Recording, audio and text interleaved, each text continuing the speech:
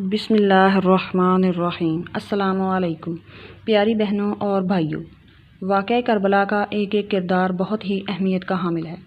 جہاں اسلام کے جانثار مردوں نے بہادری کے جوہر دکھائے، وہاں دوسری طرف عورتوں نے بھی بہت اہم کردار ادا کیا۔ اسلام کی ان شہزادیوں نے اپنی آنکھوں سے اپنے مردوں کو نہایت بے دردی سے ذبح ہوتے ہوئے دیکھا۔ ناظرین، تکلیف کی شدت اس وقت کئی گنا بڑھ جاتی ہے جب تکلیف دینے والے اپنے ہوں۔ یہ نانا کی امت تھی جو نانا کی آل اولاد کو بے دردی سے کاٹ رہی تھی، مگر ہماری بہادر شہزادیوں نے اپنے آپ کو مضبوط رکھا اور صبر کا دامن نہ چھوڑا۔ میدان کربلا میں بھی نمازیں ادا کیں، پردے کا اہتمام کیا اور اسلام کی شان و شوکت پر کوئی آنچ نہ آنے دی۔ امام علی مقام سیدنا امام حسین ابن علی شیر خدا کی شہادت کے بعد اپنی ذمہ داریاں بخوبی انجام دیں۔ شیر خدا کی صاحبزادی سیدنا زینب نے اپنے قافلے کو سنبھالا، جس میں خواتین اور بچے اور ایک بیمار جوان سیدنا سجاد امام زین العابدین شامل تھے۔ سیدنا زینب خود غموں سے چور تھیں، دل درد میں ڈوبا ہوا تھا، مگر قربان جائیے ان کے صبر اور حوصلے پر کہ وہ اتنے بڑے سانحے کے بعد بھی کسی چٹان کی طرح دشمن کے سامنے کھڑی تھیں۔ یزیدیوں نے جب خیموں میں لوٹ مار شروع کی اور خیموں میں آگ لگائی گئی تو سیدنا زینب تمام عورتوں اور بچوں کو لے کر ایک خیمے میں چلی گئیں۔ جب دشمن ان کے خیمے کی طرف بڑھ رہا تھا تو ایک زوردار آواز گونجی، رک جاؤ، آگے مت بڑھنا۔ یہ آواز شیر خدا کی نور نظر سیدنا زینب کی تھی۔ جب پلید دشمن نے سیدنا امام زین العابدین کو شہید کرنا چاہا تو آپ اپنے بیمار بھتیجے کے ساتھ لپٹ گئیں اور فرمایا کہ کیا تم ایک بیمار بچے سے بھی ڈرتے ہو؟ آپ کی آواز میں ایسا رعب اور وقار تھا کہ دشمن پر لرزاں طاری ہو جاتا تھا۔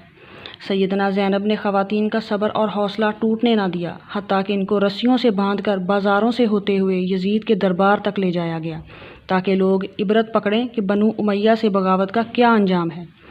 سیدنا زینب نے یزید کے دربار میں ایک عظیم الشان خطبہ دیا، جس کو سن کر دشمن بھی رو پڑے۔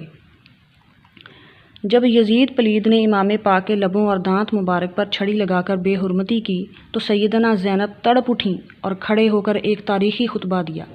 فرمایا کہ تمام تعریفیں اللہ کے لیے ہیں جو تمام جہانوں کا رب ہے، اور کروڑوں رحمتیں ہوں محمد صلی اللہ علیہ وآلہ وسلم پر۔ بے شک تباہی ہے ان لوگوں کے لیے جنہوں نے قرآن کی آیات کی تکذیب کی اور کلام خدا کا مذاق بنایا۔ اے یزید، یہ مت خیال کرنا کہ نبی کی آل کو قتل کر کے تو اللہ کے ہاں مقام حاصل کر لے گا۔ آج تو فتح کا جشن منا رہا ہے اور غالب ہونے پر اترا رہا ہے، اور خلافت کے ہمارے حقوق غصب کر کے خود کو فاتح تصور کر رہا ہے۔ اللہ کے اس فرمان کو یاد کرو کہ ہم ان کو مہلت دیتے ہیں، یہ نہ سمجھیں کہ ان کے حق میں بھلائی ہے، بلکہ ان کو مہلت اس لیے دیتے ہیں کہ یہ گناہ میں اور زیادہ آگے بڑھ جائیں، اور ان کے لیے دردناک عذاب تیار کر رکھا ہے۔ پھر فرمایا، اے یزید، کیا یہی تیرا انصاف ہے کہ اپنی لونڈیوں کو تو نے پردے میں بٹھا رکھا ہے اور آل نبی کی خواتین کو در بدر پھرا رہا ہے؟ تیرے حکم پر نبی زادیوں کو بے نقاب گلیوں اور بازاروں میں پھرایا گیا تاکہ لوگوں پر تیرا رعب بیٹھ جائے، مگر یاد رکھنا ایک دن تجھ سے تیری سیاہ کاریوں کا انتقام ضرور لیا جائے گا، اور ان مظلوموں کا حق تجھے معاف نہ کیا جائے گا۔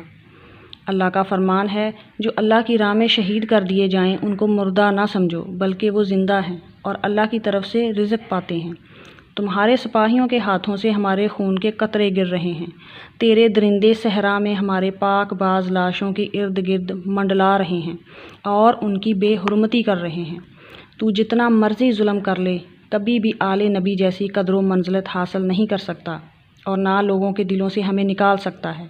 تیرا مکر و فریب تیرے کچھ کام نہ آئے گا، تو ہمارا نام و نشان نہیں مٹا سکے گا، اور تیری حکومت کے دن گنے جا چکے ہیں۔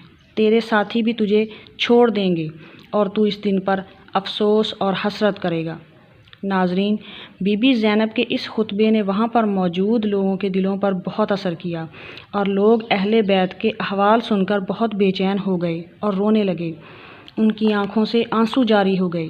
بی بی زینب کے خطبات نے حسینی نظریے کو زندہ کیا اور یزید کے نظریے کو کمزور کر دیا، اور اہل شام کے رونگٹے کھڑے ہو گئے جب آپ رضی اللہ تعالیٰ عنہ نے یزید کو مخاطب کر کے فرمایا کہ یہ مت سمجھنا کہ ہم مظلوم ہو کر رسوا ہو گئے اور تو ظالم ہو کر اللہ کے ہاں مقرب ہو گیا۔ تو تو یزید ملعون پر ایسی خاموشی طاری تھی جیسے سانپ سونگھ گیا ہو۔ اس پاک باز خاتون نے اسلام کے پرچم کو کسی بھی حالت میں سرنگوں نہ ہونے دیا اور حسینی نظریے کو رہتی دنیا تک زندہ کر دیا، اور باطل کے آگے ڈٹ کر یہ ثابت کر دیا کہ اسلام کی شہزادی بھی کسی مرد مجاہد سے کم نہیں۔ ان کا کردار، ان کا صبر اور ان کا حوصلہ اور ان کے نظریات ہماری خواتین کے لیے نمونہ ہونے چاہیے۔